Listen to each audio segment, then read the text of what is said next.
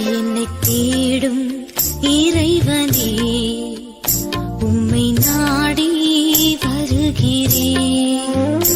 என்னை தேடும் இறைவனே, உம்மை நாடி வருகிறேன். இன்றைய தியானத்தின் தலைப்பு, தேவன் நம்மிடம் என்ன கேட்கிறார்? வாசிக்க வேண்டிய திருமறை பகுதி மீகா 6ஆம் அதிகாரம் வசனங்கள் 1 முதல் 16 வரை. தேவன் நம்மிடம் என்ன கேட்கிறார்? நியாயம் செய்து இரக்கத்தை சிநேகித்து உன் தேவனுக்கு முன்பாக மனத்தாழ்மையாய் நடப்பதே அல்லாமல் வேற என்னத்தை கர்த்தர் உன்னிடத்தில் கேட்கிறார்? மீகா 6:8. கர்த்தர் மனுஷனிடத்தில் சிலவற்றை எதிர்பார்க்கிறார். அவர் என்னென்ன எதிர்பார்க்கிறார் என்று மீகா ரத்தின சுருக்கமாய் இங்கு குறிப்பிடுகிறார். அதாவது திருமறையில் நிறைந்துள்ள சத்துக்கள் அனைத்தையும் ஒன்று திரட்டி ஒரே உருண்டையாக கையில் உருட்டி நம் வாயில் ஊட்டுவது போல மிக அழகாக கூறியுள்ளார். முதலாவது நியாயம் செய்தல்.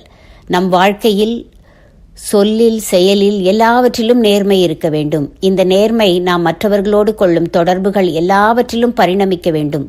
பொய்மை கூடாது, மாய்மாலம் கூடாது, வஞ்சனை, சூழ்ச்சி இப்படி எதுவுமே கூடாது. நியாயம் மேலோங்க வேண்டும். இரண்டாவது, இரக்கத்தை சிநேகித்தல். ஏழைகள், உதவிகள் தேவைப்படுவோர், விதவைகள் இப்படி இரக்கம் காட்டப்பட வேண்டியவர்களிடம் இரக்கம் காட்ட வேண்டும். இதற்கான தேவை உலகம் முழுவதும் நிரம்ப கிடக்கிறது.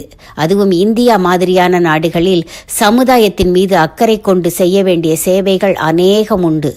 இயன்றவரை இரக்கம் பாராட்டுவோம். மூன்றாவது, தேவனுக்கு முன்பாக மனத்தாழ்மையாய் நடப்பது. மனத்தாழ்மை என்று சொல்லும்போது நம் மனக்கண்களுக்கு முன் முதலாவது வருபவன் பாவியாகிய என்மேல் கிருபையாயிரும் என்று ஜெபித்தானே, அந்த ஆயக்காரன்தான். நாமும் பாவி என்பதை மனத்தாழ்மையுடன் ஒத்துக்கொண்டு தேவனுடைய கிருபைக்காக மன்றாட வேண்டும். மீகா 6:8 முதல் பகுதியில் மனுஷனுக்கு நன்மை இன்னதென்று தேவன் அறிவித்திருப்பதாக சொல்லப்பட்டுள்ளது. ஆம், ஆபேல் முதல் வெளிப்படுத்தின விசேஷம் வரை எழுதிய யோவான் வரை நன்மை இன்னதென்று அவரவர்க்குரிய பாணியில் மிக அழகாக சொல்லியுள்ளார்கள்.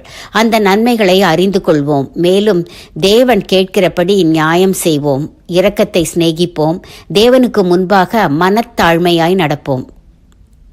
நியாயம், இரக்கம், தாழ்மை ஆகியவை கிறிஸ்தவத்தின் முத்திரைகள். நியாயம், இரக்கம், தாழ்மை ஆகியவை கிறிஸ்தவத்தின் முத்திரைகள். தீர்மானம். கர்த்தர் என்னிடம் என்ன கேட்கிறார் என்று மீகா மூலம் புரிந்து கொண்டேன்.